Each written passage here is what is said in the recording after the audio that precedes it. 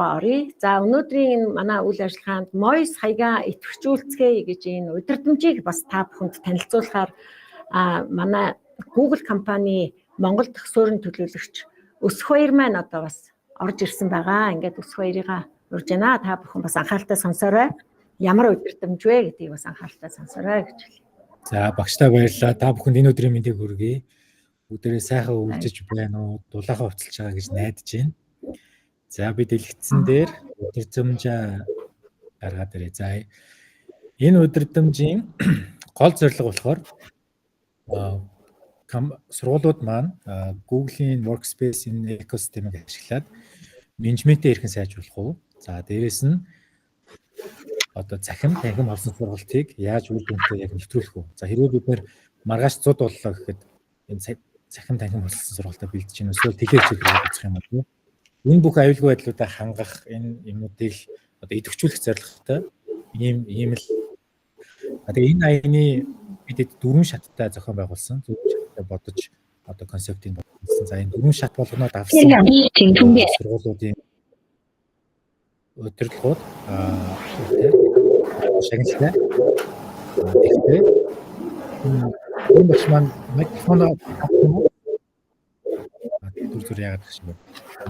За 4 шаттай энэ 4 шатаа давсан бас сургуулиуд маань тодорхой хэмжээний шагналтай. Тэгээ үндсэн шагнал маань юу гэхээр энэ 4 шагнал шатаа хамгийн түрүүнд давсан 15 сургуулийн төлөөлөгчийг Солонгос улс руу Education Conference болдог. 4 сарын сүүл 5 сарын ихээр за ийшээ дээрээс нь Google-ийн офсоор зочлох сургалт туршлага судлах юм боломжуудаар бүх төлбөрийн дагаад ингээд явах ийм идэвхжүүлэх аян явж байгаа шүү.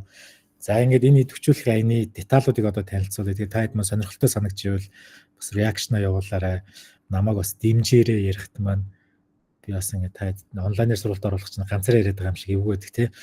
За 4 үе шат маань эхний үе энэ удирдамж маань бүгд постлогдно Google Classroom дээр. Эхний үе шат маань гарааны үнэлгээнд оролцох. За бүх Classroom дээр нь гарааны үнэлгээ бол орсон байгаа.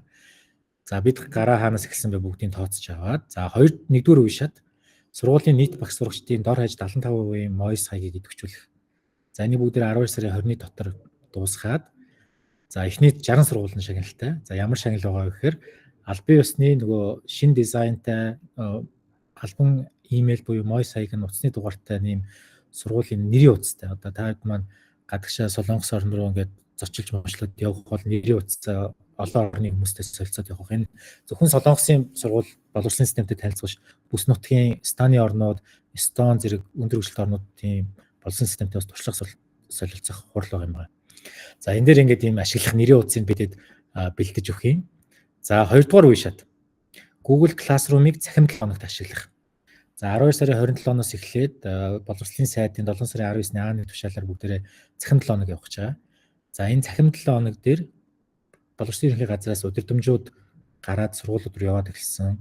Өнөөдөр бол аль бисны Facebook хуудасаараа тавина гэж хэлээ. Энэ дээр бас яг адилхан Google Classroom-ыг ашиглах гэдэг цахим одоо зөвлөмж явж байгаа. За энэ зөвлөмжийг бид нар төрүүлээд хийгээд ингээд гарчсан байгаа сургуулиудтай. За тэмдэглэлийн дэвтэр үзэг гэдэг одоо 1 сарын 3 цахим 7 хоног манд дуусна. Тэгэхээр ийм Google-ийн болон менежментийн төслийн маань хамтарсан логотой ийм тэмдэглэлийн дэвтэр үзгээр одоо шагнахаар шагналын багцтай эхний 50 сургуульд. За 3-р шат. Менежментийн багтаага одоо Google Workspace ашиглаад маш сайн эрх холбоотой ажиллах. За энэ дээр юу хэлээд байгаа вэ гэхээр бидэд нөгөө Google Chat руугаа бүх албан харилцааг шилжүүлье. За манай сургуулиудын одоо даалгавар постлох бүх юмнууд маань албан бус одоо нийтийн сүлжээ те Facebook энтрээр явдаг. Тэгээ энийг бүгдийг одоо албан харилцаа руу шилжүүлье. Нийтийн сүлжээгээр явах сул талууд бол бидэд зөндөө ажиглагдаж байгаа. За жишээлбэл одоо өнгөрсөн жил миний харж ирсэн энэ жилийн сонгуулиар харж ирсэн жишээ бол одоо эцэг их багш нар нь Facebook-оор найз болцсон хүүхдийн даалгаврыг явуулах гээд за тэгээд сонгуулийн үеэр бие биенийхээ дэмждэггүй эсрэг намын юмнуудыг постлж аваад хоорондоо маргаанд орсон энэ асуудлууд байгаа. Энд чи өөрөө инээдтэй юм шиг сонсогч байгаа бол зүгээр албан бус харилцаагаар иймэрхүү албан сургуулийн харилцаа явснаас үүдэлтэй юм сул талууд харагдаж байгаа. За 2-р том шалтгаан бол мэдээж та бүхэн 2 хоногийн өмнө гарсан мэдээг харсан бол Австрали улс 16 наснаас доош насны бүх хүүхдүүдтэй сошиал медиа буюу нийтийн сүлжээг хэрэглэхийг хориглосон байна. Яа тэгэхээр өсвөр насны хүүхдүүдэд юу гарсан бэ? Сэтгэл зүйн байдалд нэлээд нөлөөтэй, муу нөлөөтэй байгаа учраас бүгдийг болио гэдэг. Тэгээ Сан Франциско, Европын орнууд за ингээд үргэлжлүүлээд би гэсэн Монгол улс руу бас нэг ийм бодлогод нь орж ирэх болов уу гэж хараад байгаа. Тэгэхээр бүгдээрээ энэний урд нь алхаад угаасаа энэ аюултай нөлөөг багасгах зорилгоор яг энэ албан ярилцаануудаа бүгдийг энэ Google Chat, Google Space-ээр үүсгдэг. За тэгээд сургуулиуд маань зарим сургуулиудыг Канада сургууль, орчин сургуулиудыг харж яхад заа харахын нийтлэрээ групп үүсгэсэн ингээд ажилт юм байлээ. За ийм байдлаар бүгдээрээ менежментээ бас сайжруулъя. Google Drive ашиглая, бүх файлуудаа хийн харах хэрэгтэй бүгднгээр нь явуулъя гэдэг. За энийг давсан 2 сарын 7-нд дуусна. Харсан эхний шалгуур хангасан 50 сургуульд та бүхэн харж байгаа бол энэ Google логотой, за дээрээс нь менежментийн багийн логотой ингээд гарц цонх 5 гарц хэлхнээр төлөвлөсөн байна. За дөрөвдүгээр үе шат за энэ байгууллагын төвшөндөө Google Workspace ашиглаад сайн жишг оруулсан энэ сургуулиуд контент бэлдэх юм байна. За энэ контент бэлдээд ингээд 2 сарын 28-ны бус сургуулиудаа сайн туршлагаа түгээгээд за энэ хамтарч байгууллагын логотой юм Podolk гэсэн бэлгийн багцтай бас эхний 50 сургууль дээр. За энэ дээр бидэд нөгөө хувийн сургуулиудад харж яхад ийм жишээ бол харагдчихлээ. Одоо нэгтлэнгийнхаа цалингийн боддог системийг бүгдийг автоматжуулаад код бичээд ингээ гаргацсан ийм юм хүртэл харагдчихаа. Тэгэхээр бидэд Солонгос, Австрали, одоо Сингапурт явагдаж байгаа сайн туршлагуудыг сургуулиудтай хуваалцаад явна. Энийг сайн нутагшуулаад өөрөө бас бодоод сайн нутагшуулж чадах шийдлүүд байх юм бол ингээ энэ шийдлүүдийг хэрэгжүүлсэн хүмүүст ингээ энэ дөрөвдөг шатны шагналмаар нээлттэй болох юм аа. За ингээд 3 сарын 14-нд дүнгээ хаагаад за тэгээд хамгийн энэ дөрвөн шалгуураа хамгийн ихэнд хангасан 15 сургуулийг бүгд Солонгос улс руу одоо ингээд туршлага судлах 3 хоногийн томилолт. За 3 сарын 14-өөс ягаад 4 сарын сүүл хүртэл юм гэхээр нөгөө виз мэдүүлэх энтергээд нэг ажлууд байгаа учраас ингээд хоошин татаад за тэгээд 5 сарын ихээр 4 сарын сүүлээр манай конференс маань хүртэл яг сайхан таарч байгаа учраас ийшээ ингээд төлөвлөөд юм хагас жилийн хугацаатай юм идэвхжүүлэх аян та бүхэн даалгавруудаа харж байгаа бол маш энгийн даалгаврууд байгаа.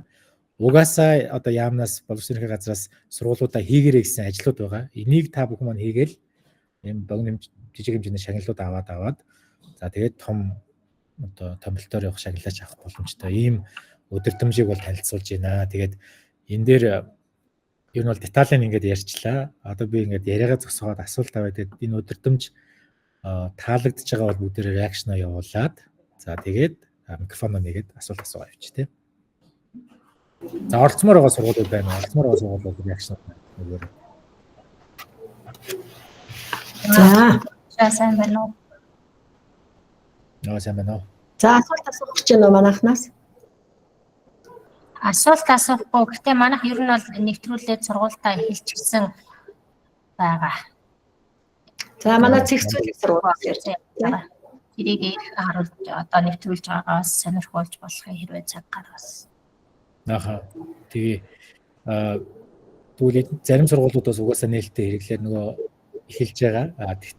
Тэгээ бус сургуулиуд маань бас хоцорсон гэхгүй. Энэ айгүй энгийн таскууд учраас бүгдээр оролцоо. Тэгээд өнөөдрийн энд орж ирж байгаа сургуулиуд ангиас маань 15 сургууль маань бас шалгараасаа гэж хүсэж таад маань бас ангиараа идэвхтэй яваарай. Би энийг дэмжиж урдаа гарцсан байгаа сургууль маань сая аль сургууль байсан байх ш. Цэгцүүлэг сургууль маань бас бус сургуультай жишгээ сайн жишгээ харуулаад ингээд ангиараа хамтдаа Солонгос яваасаа гэж хүсэж байна. Бус дэлгүүдээ бас аваасаа гэж хүсэж байна. Ангиуд ирсэн багш маань ч гэсэн сайн хамтраад ажиллаарай. За өөр асуултууд байна уу? За манайхнаас асуулт байна уу? За өсвөрт баярлалаа. Тэгээд бид нар бол саяны энэ уралдааныхаа өдөртөмжтэй бас нэлээд сайн танилцсан байх гэж бодож байна. Өдөртөмжийг бид нар одоо байршуулчин та бүхэн харахад нээлттэй болгоно. За мөн одоо энэ уралдаан маань 4 үе шигттэй явагдах юм байна. За хугацааны хувьд бол одоо 3 сарын 13 гэхэд одоо дүнгээ гаргацсан ингээд хаагдах юм байна. За энэний дараагаар бид нар ингээд бүх одоо үнэлгээ дүнгээрээ ингээд шалгарсан 15 сургууль маань Солонгос улсад одоо баг хамт олноороо явах, за туршлага судлах одоо ийм үйл ажиллагаанд бас оролцох боломж бас биднэрт нээгдэж байгаа юм байна гэж ингэж харж байна. Тэгээд хамгийн гол одоо бидний энэ уралдааны ач холбогдол бол биднэрт хийгээд байхад бол бас нэг тийм учиргүй хүндрэлтэй биш. Тэ бас ийм зүйлүүд бас байна уу л гэж ингэж харж байна. Бид нар хийх заавал одоо зайлшгүй хийх шаардлагатай.